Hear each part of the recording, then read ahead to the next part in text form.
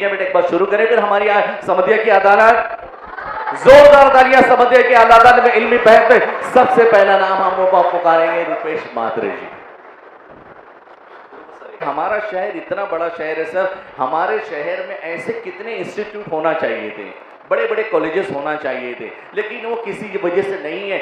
अब जो सवाल मुझे पूछा गया है, मेरे भिवंडी ईस्ट में आपने कहा है कि बहुत सारे बच्चे स्कूल छोड़ रहे हैं।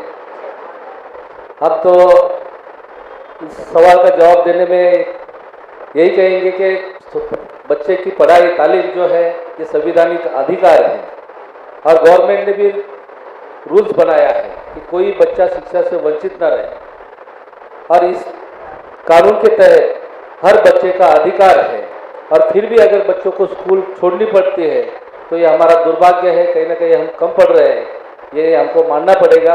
और अगर हम ये मानते हैं तो हम अपराधी हैं। खुशबुद्दीन शाहिद साहब समधिया की अदालत में हाजिर हो। मीडिया से ताल्लुक रखते हैं और आप जानते हैं कि आज के तालिब इल्म और असातिज़ा अखबार पढ़ने से बहुत दूर है सर। तो ऐसे दौर में जहां पर असातिज़ा भी बच्चे भी अखबार नहीं पढ़ रहे, तो इन्हें अखबार पढ़ने की आप किस तरह तरगीब देंगे हमारे बच्चों को, हमारे असातिज़ा को सर?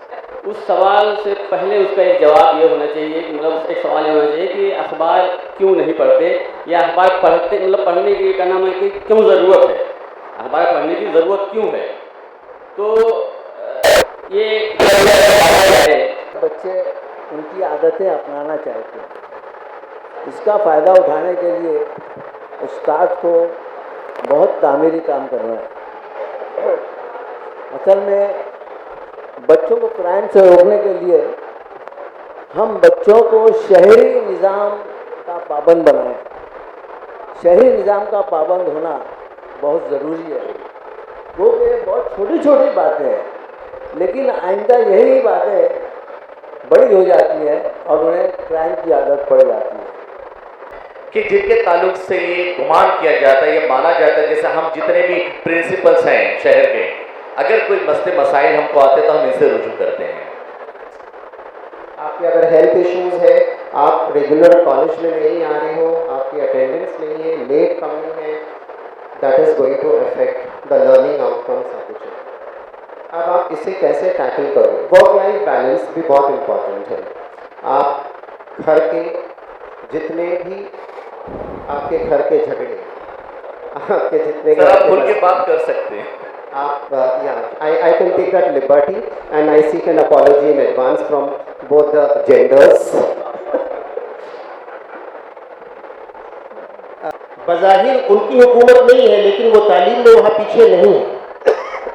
हिंदुस्तान में मुसलमानों के तालीम में पीछे होने की जो बहुत तल्ख हकीकत है, जिसको सुनना होगा, समझना होगा।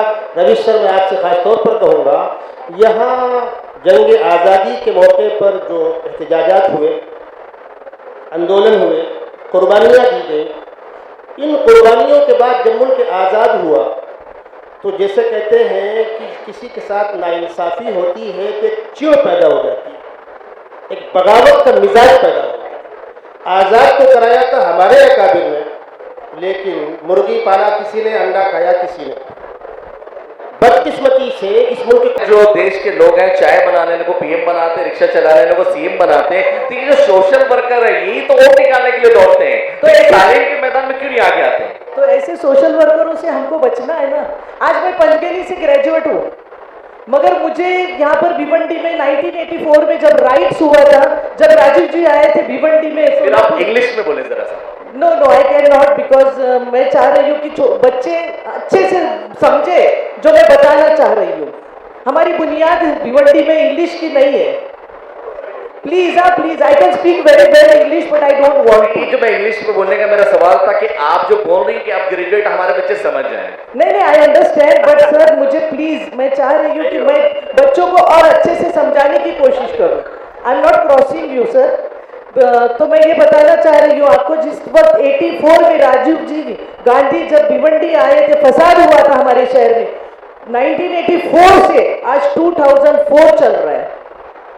मुझे इतने साल हो गए सोशल वर्क करते करते, मगर लोगों ने मुझे पहचाना नहीं। आप नहीं कर रहे, आप पूरे शहर को कर रहे हैं एज ए मैनेजमेंट। ये कहा जाता है कि असातिज़ा की पेमेंट बहुत अच्छी है।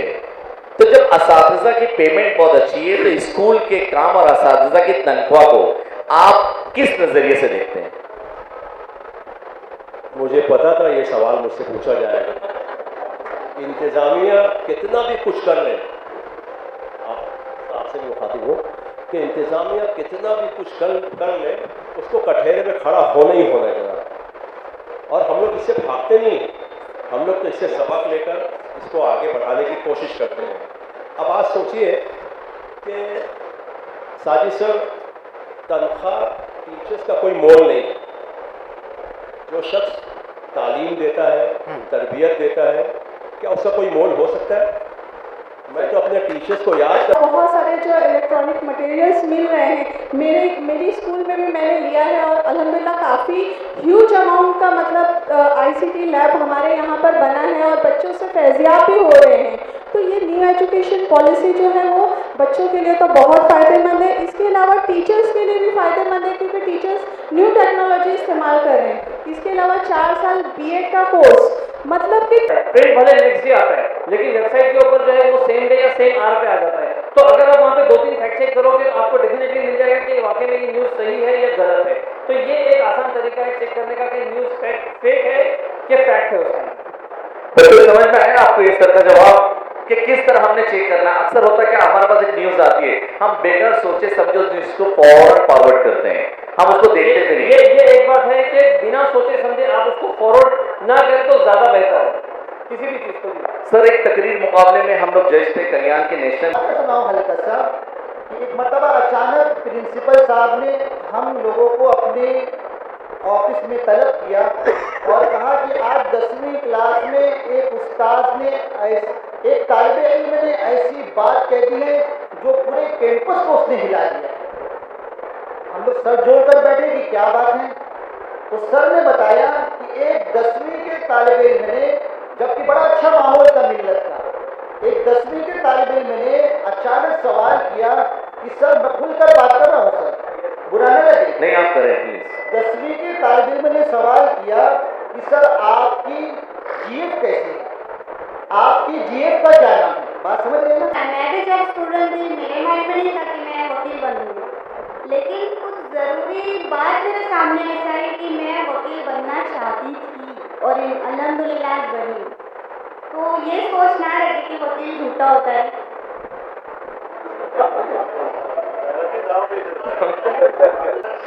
जवाब आपने एक लफ्ज में दिया तो आगे मैं सवाल नहीं करूँगा, और आपने इनकार किया तो फिर मुझे दूसरा सवाल करना पड़ेगा। सर, आप बहैसियत हेड मास्टर समझिया स्कूल के फ़राइज़ अंजाम दे रहे हैं और आपके साथ तकरीबन 100 स्टाफ है जो आपके मातहत काम कर रहे हैं और तकरीबन 2300 बच्चे हैं जिस पर आपका कंट्रोल है। क्या ऐसी भी कोई शख्सियत है जो आप पर हावी है और आप पर कंट्रोल करता है?